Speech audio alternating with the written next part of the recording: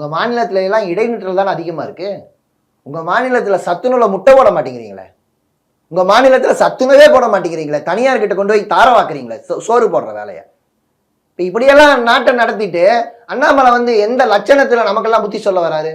இன்னைக்கு இப்ப நம்ம பேசிட்டு இருக்க நாள்லயே 2 மணி நேரத்துக்கு முன்னாடி மத்திய அமைச்சர் தர்மேந்திர பிரதான் சொல்லியிருக்காரு, நாங்க மும்மொழி கொள்கையை திணிக்கல, தமிழ்நாட்டில் இருக்கக்கூடிய அரசியல் கட்சிகள் நான் சொன்ன வார்த்தையை வச்சு பெரும் அரசியல் பண்ணிக்கிட்டு இருக்காங்க அப்படின்னு. திணிக்கலன்னா நிதியை கொடுத்துட்டு போக வேண்டியதானங்க.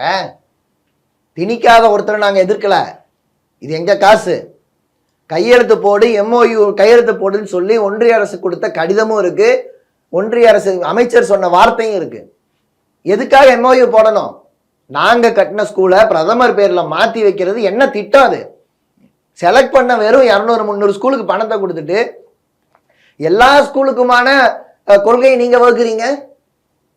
நாங்க எப்படி பாடம் நடத்தணும்னு கல்வியாளர்கிட்ட தாங்க கேட்க முடியும்.